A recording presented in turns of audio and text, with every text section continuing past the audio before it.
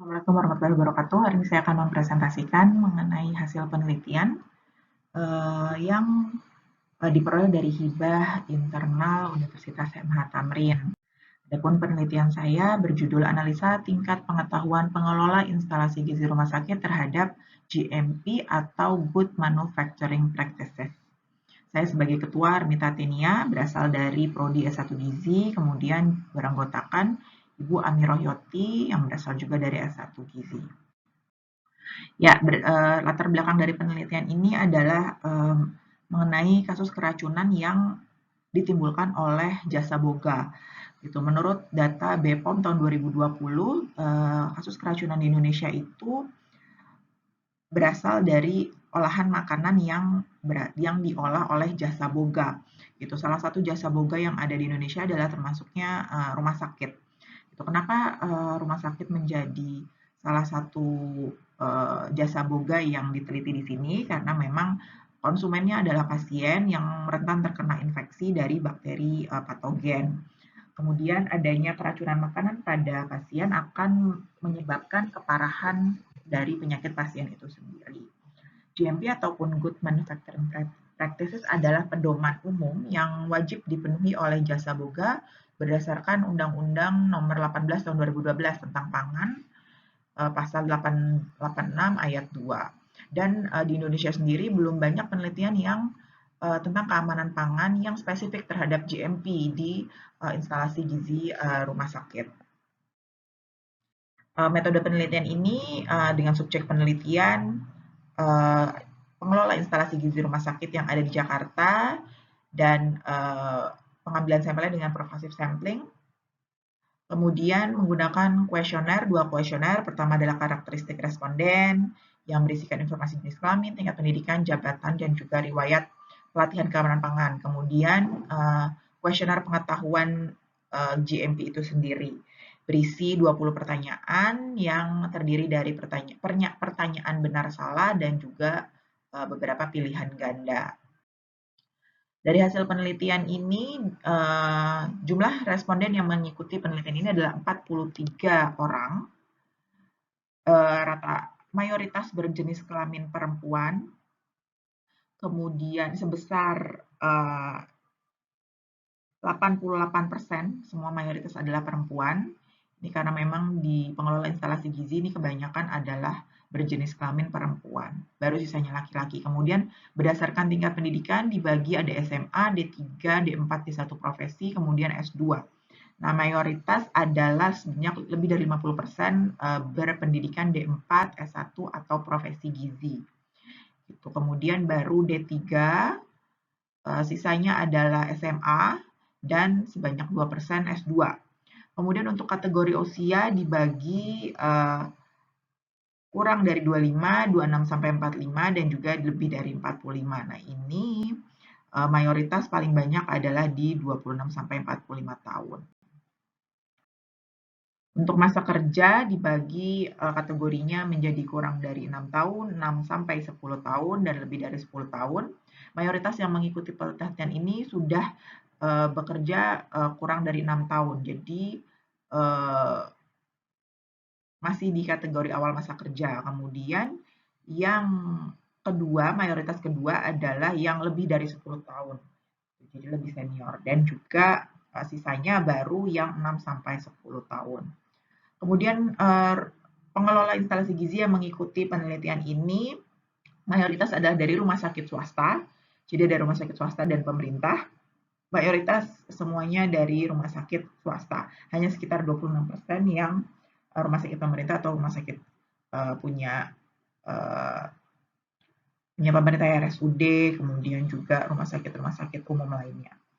Kemudian untuk jabatannya dibagi ada kepala instalasi, staf, dan lain-lain. Nah, lain-lain ini bisa terkategorikan misalnya bukan instalasinya, misalnya hanya bagian penerimaan ataupun tapi tetap mengelola keamanan pangan termasuk dalam keamanan pangan di instalasi gizi gitu. Ataupun juga bisa dari puskesmas yang memang melayani pengasuhan gizi. Kemudian mayoritas ini adalah staf, dan kemudian sebesar 34% lainnya adalah kepala instalasi gizi dari rumah sakit tersebut, dan lain-lain adalah sekitar 10%. Untuk mengikuti riwayat pelatihan dari penelitian ini ternyata pengelola instalasi gizi mayoritas belum pernah mengikuti pelatihan keamanan pangan. Jadi pelatihan ini adalah pelatihan mengenai keamanan pangan secara umum. Jadi sebesar 58% itu belum pernah mengikuti pelatihan keamanan pangan. Ya, ini adalah hasil dari pengetahuan mengenai GMP yang sudah dilakukan dari hasil kuesioner yang diisi dari responden. Sebanyak 70% sudah terkategori baik. Kemudian rata-ratanya adalah skornya 80,7, nilai minimum 55, nilai maksimumnya adalah 100. Nah, dari hasil uji statistik menyatakan bahwa tidak ada hubungan yang signifikan antara skor dari tingkat pengetahuan ya kurang, cukup, dan baik ini terhadap karakteristik responden. Jadi tidak ada berdasarkan hasil uji statistik tidak ada hubungan yang signifikan. Jadi ini sebesar 70% kategori baik, 28% cukup, dan 2%-nya kurang.